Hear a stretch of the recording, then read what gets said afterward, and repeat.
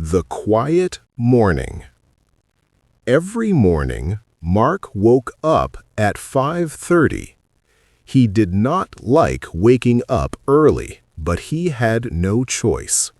The city was quiet at that hour, and the streets were almost empty. Mark worked as a bus driver. He had been doing this job for 12 years. Some days were easy, and some days were very tiring, but he never complained. On that morning, the sky was gray and the air was cold. Mark drank his coffee slowly and looked out of the window of his small apartment. People were starting their day just like him. At 6:15, he arrived at the bus station. He checked the tires, cleaned the mirrors, and started the engine. The sound of the bus felt familiar and comforting. The first passengers got on quietly. A woman with a tired face, a young student with headphones, and an old man holding a newspaper. They all sat in silence. As the bus moved through the city, Mark watched the streets carefully. He saw shops opening, workers walking fast, and children waiting for school buses. At one stop, a little boy got on with his mother. The boy smiled at Mark and said, "Good morning." Mark smiled back. That small moment made his day better. The bus continued its route. Traffic became heavier and the city slowly woke up. Mark stayed calm and focused. By the end of his shift, Mark felt tired but satisfied. He parked the bus and turned off the engine. Another morning was finished. Mark knew his life was simple, but every day he helped people reach their destinations, and for him that was enough.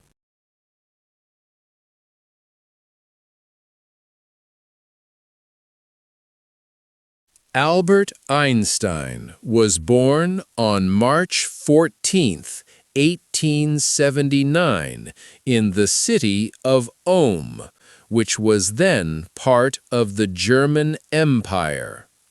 He grew up in a Jewish family that valued learning and independent thought, even though they were not deeply religious. As a child, Einstein was very quiet and spoke later than other children, which caused concern among adults around him. Many teachers believed he was slow or distracted, but in reality, he spent much of his time thinking deeply about the world around him.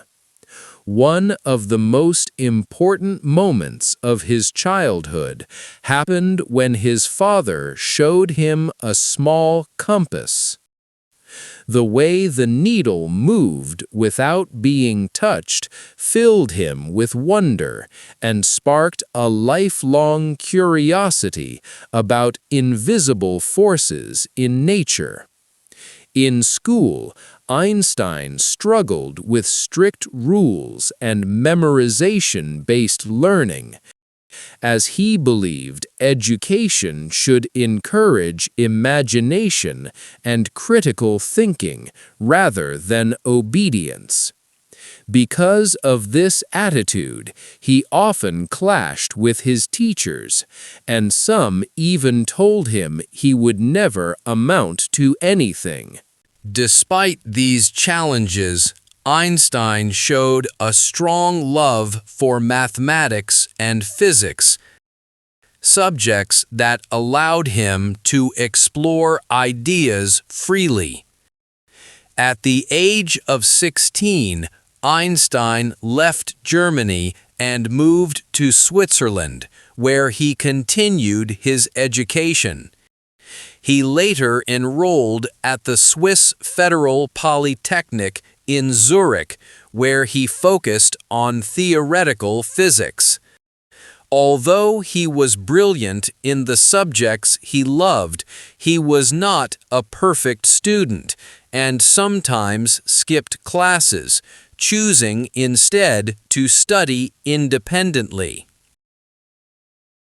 After graduating, Einstein found it difficult to secure a university position and spent several years struggling financially.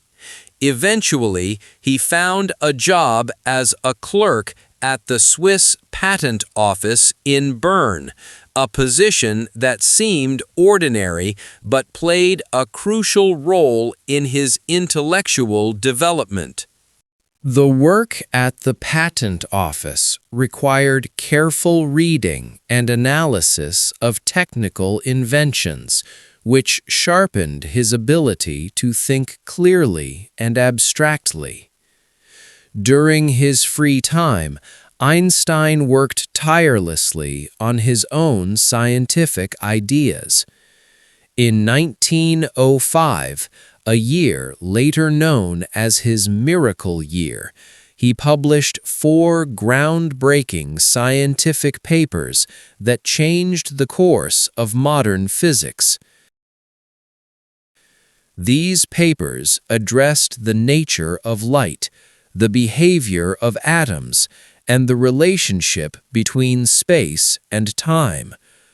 One of them introduced the theory of special relativity, which challenged long-standing ideas about motion and time. Another paper explained the photoelectric effect, demonstrating that light could behave like particles, a discovery that later earned him the Nobel Prize in Physics. At first, many scientists were skeptical of Einstein's ideas because they seemed too radical and abstract. However, as experimental evidence accumulated, his theories gained acceptance and respect within the scientific community. Einstein continued his research and eventually developed the general theory of relativity, which provided a new understanding of gravity. This theory was confirmed in 1919 during a solar eclipse, when observations showed that light from distant stars was bent by the sun's gravity, exactly as Einstein had predicted. Following this confirmation, Einstein became famous around the world and was widely regarded as one of the greatest scientific minds in history. Despite his fame, he remained modest and often uncomfortable with public attention. Einstein used his growing influence to speak out for peace, international cooperation, and human rights, especially after witnessing the destruction caused by World War I. When the Nazi regime rose to power in Germany, Einstein, who was Jewish, faced serious danger and chose to leave Europe. He eventually settled in the United States, where he accepted a position at the Institute for Advanced Study in Princeton, New Jersey. There, he continued his work in theoretical physics while enjoying a quieter academic life. During World War II, Einstein signed a letter warning the U.S. government about the potential development of atomic weapons by Nazi Germany, a decision he later deeply regretted. In his later years, Einstein searched for a unified theory to explain all forces of nature. He lived simply, caring little for wealth or luxury, and until his death on April 18, 1955, he remained dedicated to questioning the universe.